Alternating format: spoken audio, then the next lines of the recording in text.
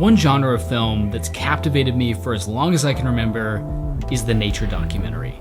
You get this insane footage of majestic, faraway places, all woven into an incredible story about the way this planet works. And I've also been captivated by what goes into making them. Decades of shooting on location, gazillion millimeter lenses, this helicopter gimbal camera. It's insane. These films have been a key inspiration for my work the last few years. Now, I certainly don't have the resources, or more importantly, the skills to create something even remotely close to this, but maybe I could tell similar stories.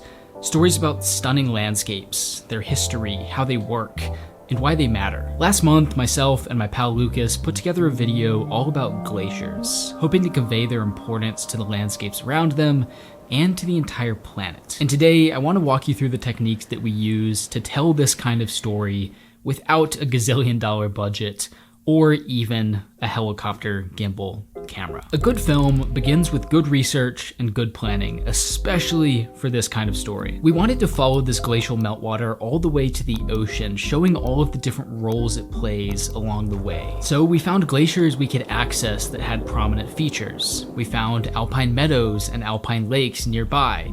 We found old-growth forests supported by glacial rivers, we found farms and dams taking advantage of that same meltwater, and we found the place where that water flowed into the ocean. But my favorite location we came across was this giant cirque, surrounded by big glaciated mountains, creating hundreds of waterfalls and spawning the river that we would follow for the rest of the film. Locations like this aren't just beautiful, they tell a story. Not every location you visit has to be chosen deliberately to tell your story. It's fine to go somewhere just because it looks cool. But do try and learn its story, do some research. Every location has one, and a lot of them are pretty interesting. For example, this is a beautiful rainforest, but it's also a rare section of old growth in an area that was heavily logged a century ago, spitting distance from where the tallest tree on record was cut down. Stuff like that. For shooting a project like this, it's helpful to carry a wide range of focal lengths. A big landscape might need a wide-angle lens to be seen all at once, and a lot of subjects can only be photographed from afar with a telephoto lens. Personally, I always carry a Sigma 16-28 f2.8 for wide landscapes, and a Lumix 70-200 f2.8 for faraway subjects. When you're capturing a landscape, working with the light and the weather is pretty much mandatory. You can't control it, but you can decide where you go when. For example, we shot this location at sunset to further accentuate the unique colors created by the mixture of glacial water and salt water.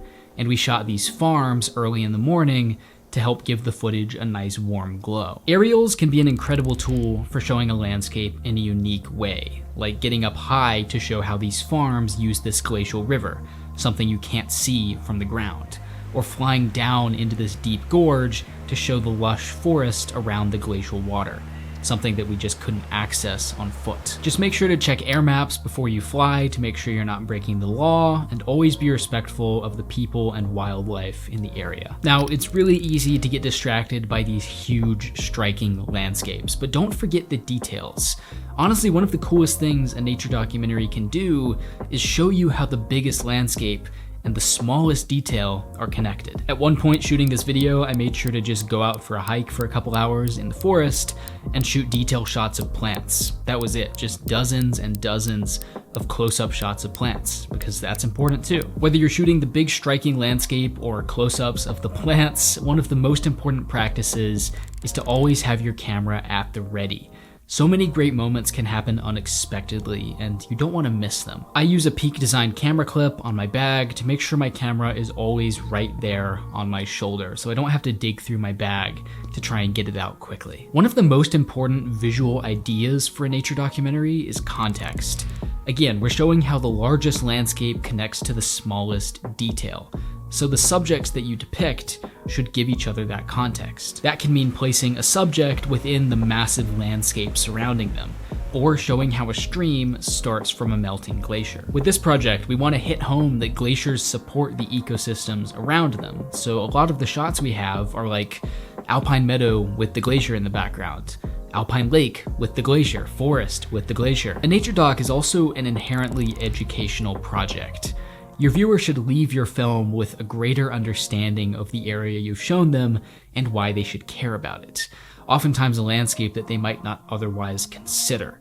So how can your visuals do that? In our case, that meant showing the context within the landscape, but also adding visual aids, like tracing the movement of the glacial meltwater on a map. It also impacted the editing. I wanted to include montages of the different landscapes in order, showing how the water starts here and eventually ends up here. Sound design too. I've added this heartbeat sound effect behind a lot of clips to hit home our comparison of glaciers to a vital organ of the planet. And finally, a very broad one, seek out adventure.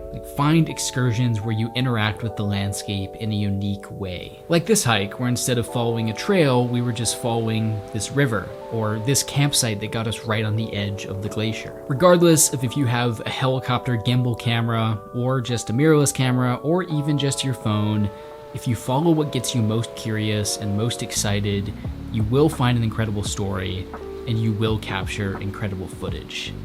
That's the secret. That's all I have for you today. I hope you enjoyed this one, learned something new from it, and if you did, be sure to subscribe to Adorama TV for thousands of other videos just like this one, including a couple dozen other videos in this series all about filmmaking. So go check those out. Thank you for watching this one, and I'll see you in the next one.